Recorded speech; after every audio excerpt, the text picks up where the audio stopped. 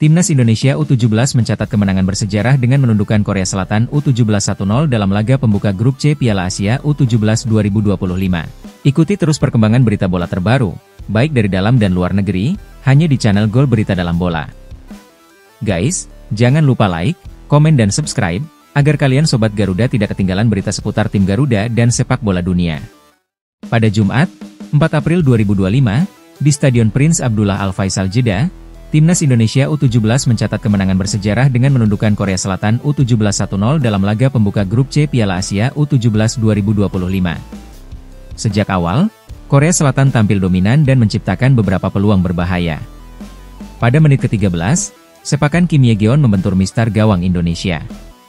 Meski terus ditekan, lini pertahanan Indonesia yang dikomando oleh trio Muhammad Al-Ghazani, Putu Panji, dan Mateu Baker tampil solid dan disiplin, berhasil meredam serangan-serangan lawan.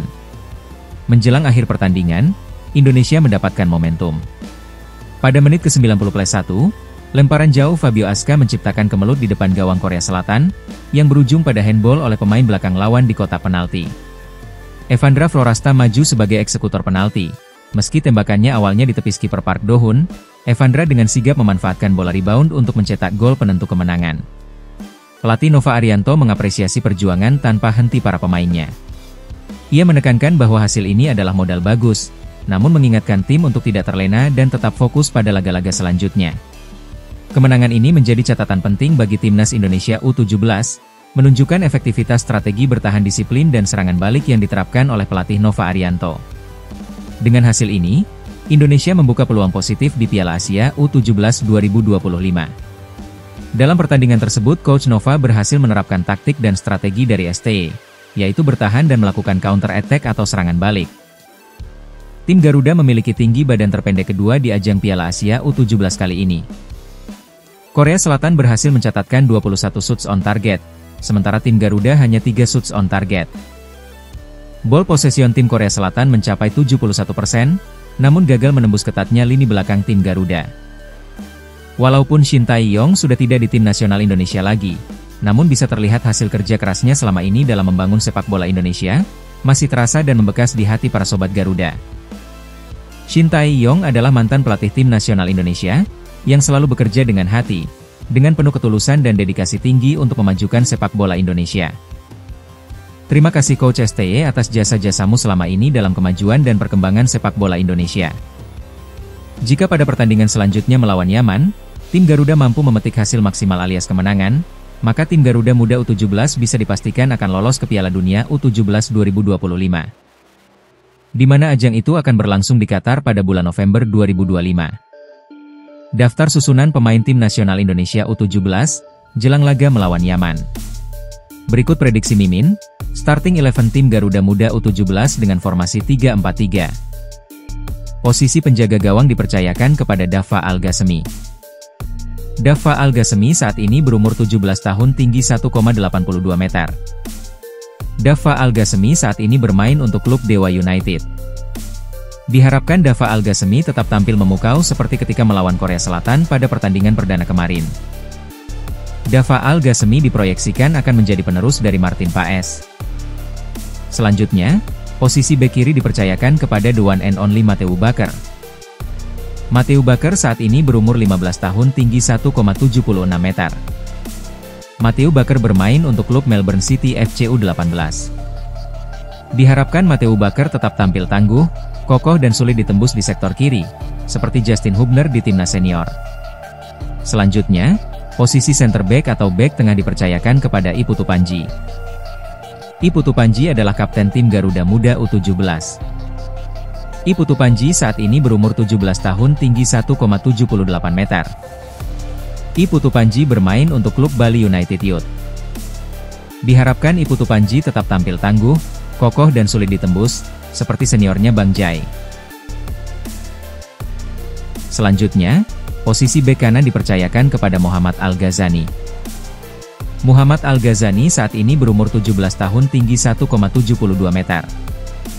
Muhammad Al-Ghazani bermain untuk klub Persija U20. Diharapkan Muhammad Al-Ghazani tetap tampil tangguh, kokoh dan sulit ditembus, seperti idolanya Rizky Ridho di timnas senior. Selanjutnya, posisi wingback kiri dipercayakan kepada Daniel Alfredo. Daniel Alfredo saat ini berumur 16 tahun, tinggi 1,73 meter. Daniel Alfredo bermain untuk klub Persik U18. Diharapkan Daniel Alfredo tetap tangguh, kokoh dan sulit ditembus seperti Kelvin Verdong di timnas senior. Selanjutnya, posisi gelandang tengah pertama dipercayakan kepada Evandra Florasta. Evandra Florasta saat ini berumur 16 tahun, tinggi 1,7 meter. Evandra Florasta bermain untuk klub Bayangkara Youth. Evandra Florasta adalah pencetak gol kemenangan bersejarah bagi tim Garuda atas raksasa terkuat di Asia, Korea Selatan. Diharapkan Evandra Florasta tetap tampil tangguh, kokoh dan sulit ditembus di lini tengah, serta mencetak banyak assist dan gol lagi ketika melawan Yaman, seperti layaknya Joey Plupesi di timnas senior. Selanjutnya, posisi gelandang tengah kedua dipercayakan kepada Nazriel Alvaro. Nazriel Alvaro saat ini berumur 17 tahun, tinggi 1,76 meter. Nazriel Alvaro bermain untuk klub Persib Bandung. Diharapkan Nazriel Alvaro tetap tampil elegan di lini tengah, serta mencetak banyak assist dan gol lagi ketika melawan Yaman. Seperti layaknya Tom Haye di timnas senior. Selanjutnya, posisi wingback kanan dipercayakan kepada Fabio Azkairawan. Fabio Azkairawan saat ini berumur 17 tahun, tinggi 1,67 meter. Fabio Azkairawan bermain untuk klub Persija U20.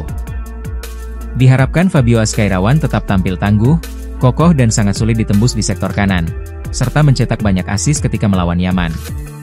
Seperti layaknya Kevin Dix di timnas senior. Selanjutnya, posisi gelandang serang kiri dipercayakan kepada Zahabi Goli. Zahabi Goli saat ini berumur 16 tahun, tinggi 1,71 meter. Zahabi Goli bermain untuk klub Persija Jakarta. Diharapkan Zahabi Goli tetap tampil solid dan elegan, serta mencetak banyak assist dan gol ketika melawan Yaman, seperti layaknya Ragnar Oratmangun di timnas senior. Selanjutnya, posisi gelandang serang kanan dipercayakan kepada Fadly Alberto. Fadly Alberto saat ini berumur 16 tahun, tinggi 1,7 meter. Fadly Alberto bermain untuk klub Bayangkara Youth.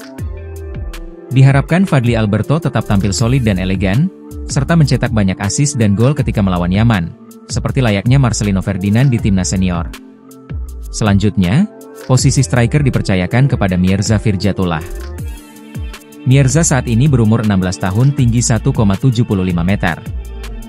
Mirza saat bermain untuk klub Persik U18. Diharapkan Mirza Firjatullah tetap tampil solid, tajam dan elegan, serta mencetak banyak assist dan gol ketika melawan Yaman, seperti layaknya Ole Romeni di timnas senior.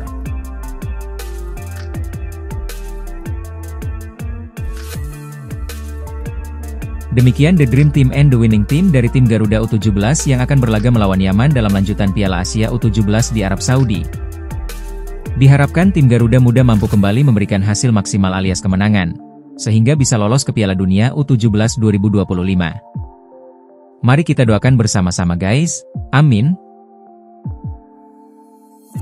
Guys, jangan lupa like, komen, dan subscribe. Terima kasih.